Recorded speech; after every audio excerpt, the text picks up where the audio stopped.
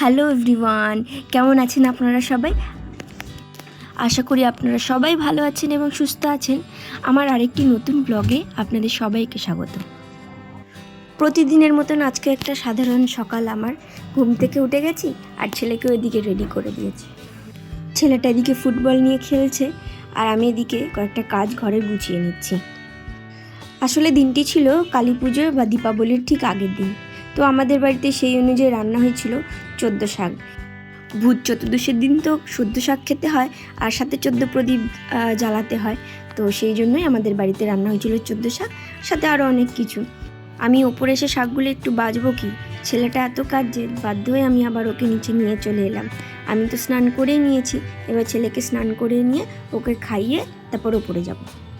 ব্যাস, ওকে খাওয়ানো তো হয়ে গেছিলো, আমরা উপরে চলে এসেছিলাম। দেখুন আমাদের সেদিনকে কি রান্না হয়েছিল। 14 শাক হয়েছিল, উচ্ছে ভাজা, ডাল, আর একটু ভেটকি মাছের ঝাল, বাঁধাকপির চচ্চড়ি, আর এদিকে একটু চিকেন ছিল, সেই চিকেনটা হয়েছিল। আর কচু শাক সিদ্ধ করে রাখা হয়েছিল, কিন্তু সেটা আর করা হয়নি। এবার সন্ধেবেলার দিকে আমরা সবাই রেডি হয়ে গেছি, 14 প্রদীপ জ্বালাবো আর একটুখানি বাজি ফাটাবো। সেই জন্য এবছর আমার ছেলের প্রথম দীপাবলি, তো সেই জন্যই এই প্রথমবার ছেলেকে নিয়ে ছাদে গিয়ে একটুখানি বাজি ধরাবো। আর আমি বিয়ের পরে প্রথমবারই এই বাড়িতে বাজি ধরাচ্ছি, এর আগে আমি কখনোই ধরিনি। আমার খুব ভয় লাগে, ইভেন আমার হাজব্যান্ডও এই বাজি থেকে খুব ভয় পায়। এই যে আমরা উপরে তো এসে গেছিলাম, এবার আমার শ্বশুর এদিকে, শ্বশুর আর শাশুড়ি মিলে ওই যে প্রদীপগুলো জ্বালিয়ে দিচ্ছেন, আর আমি আর আমার শাশুড়ি মিলে সব এক একটা জায়গায় এক একটা প্রদীপ রেখে দিচ্ছি। তুলসী তলায়, তারপরে নিচের ঘরে, ওপরে রান্নাঘরে, সব জায়গায় একটা একটা করে আমরা প্রদীপ দিয়ে দিচ্ছি।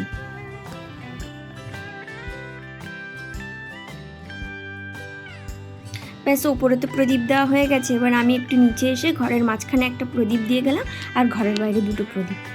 ঘরে আর বেশি প্রদীপ দেওয়া যাবে না, কেন কি আমরা তো থাকবো না, তো প্রদীপ যদি নেবে বা কিছু একটা সমস্যা হয়ে যায়, সেই জন্যই বেশি প্রদীপ দিলাম না। একটা প্রদীপ তাও ঘরের মাঝখানে দিলাম, আর বাইরে ছেলে যে বাজিটা ধরাবে, বাজিটাই তো কেনা হয়নি, তাই জন্য আমি টুক করে একটুখানি বাজিও কিনতে চলে গেলাম, বাড়ির সামনেই যদিও।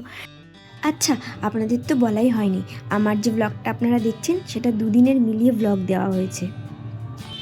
আশা করি আপনারা সবাই কালী পূজাটা ভালোভাবে কাটিয়েছেন এবং দীপাবলিটাও ভালোভাবে কাটিয়েছেন।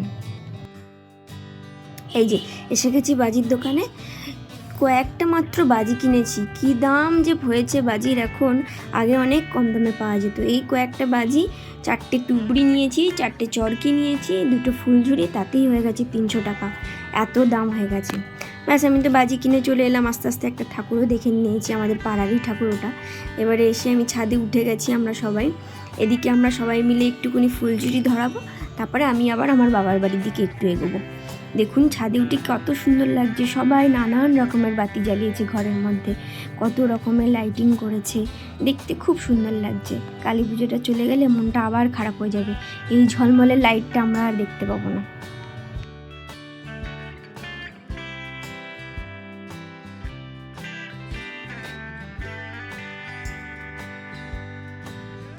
এদিকে আমার ছেলে তো খোলা ছাদ পেয়ে খুব মজা করছে।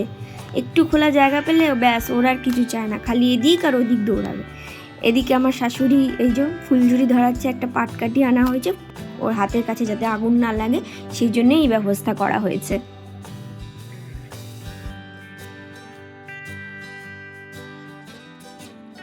কিন্তু ব্যবস্থা করা হলে কি হবে, ও কিছুতেই ওই পাকাটি ধরে ঘোরাবে না, ও ধরবে ওই আগুনটা।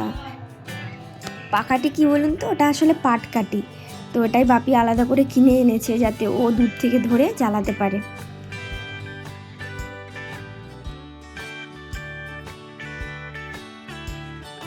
নামেই বাজিগুলো ওর নাম করে কেনা হয়েছে, কিন্তু হলে কী হবে, আমরাই জ্বালিয়ে দিচ্ছি, বেকার বাজিগুলো নষ্ট হবে।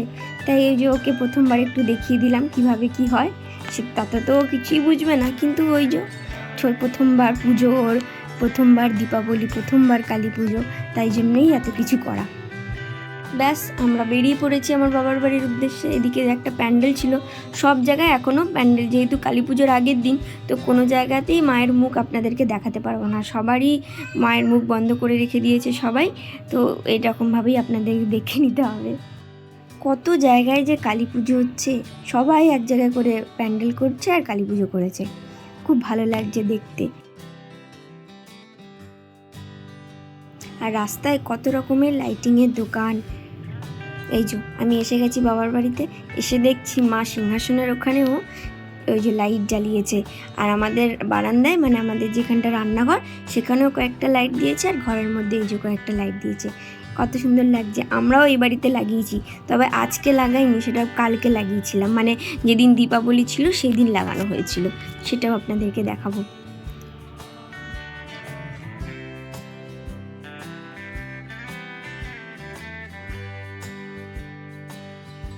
ব্যাস আমরা তো একটুখানি ঘুরে তারপর বাড়ি চলে এসেছিলাম। এবারে রাতের আমাদের সবার ডিনার হয়ে গেছিলো। এবার ছেলে তখন রাত্রির বাজে 1টা, কিছুতেই ঘুমাবে না, ও জেগে বসে আছে, ওর সাথে সাথে আমরাও জেগে বসে আছি।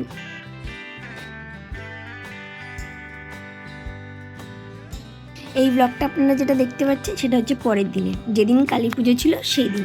সেদিনকেও আমরা আবার একটু ছাদে গিয়ে বাজি ফাটিয়েছিলাম।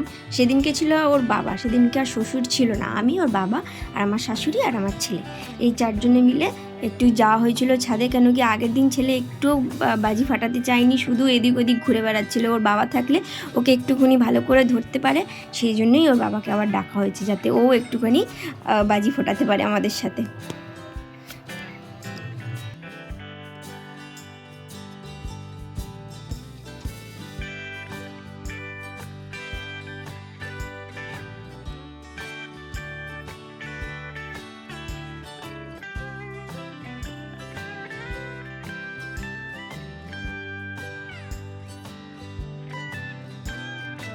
ব্যাস আমাদের এদিকে বাজি ফাটানো শেষ হয়ে গেছে।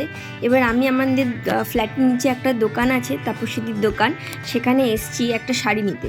আসলে প্রত্যেক বছরই আমি উপোস করি, প্রায় আগের 2 বছর আমি উপোস করেছি, আর এবছর আর উপোস করতে পারলাম না, কারণ আমার ছোট বাচ্চা আছে, যার জন্য আমি উপোস করতে পারলাম না। কিন্তু প্রত্যেক বছর আমরা মা কালীকে একটা শাড়ি, একটা মালা, একটু মিষ্টি দিয়ে পুজো দিই। তো এবছরও রীতিমতো আমি দোকানে এসে গেছি, মায়ের জন্য একটা শাড়ি নিয়ে নিয়েছি। আমাদের ক্লাবের প্যান্ডেলে এবছরও কালী পুজো হচ্ছে, তো সেখানেই যাব এগুলো দিতে।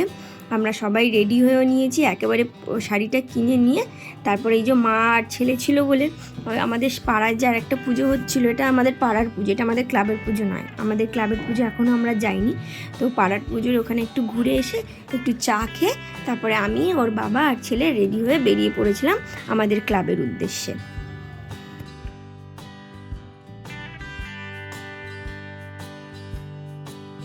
এই যে দেখুন আমরা এসে গেছি আমাদের ক্লাবের পুজোর এখানে।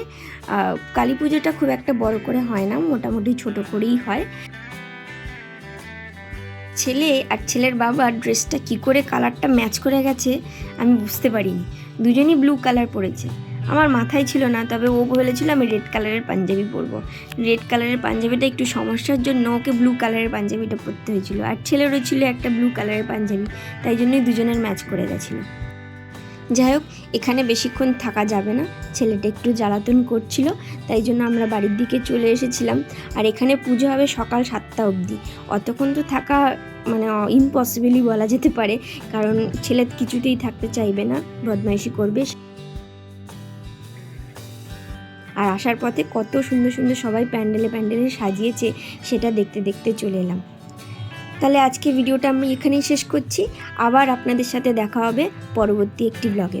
আপনারা ভালো থাকবেন, সুস্থ থাকবেন, আর আমার ভিডিওটা কেমন লাগলো সেটা অবশ্যই কমেন্টে জানাবেন। ধন্যবাদ।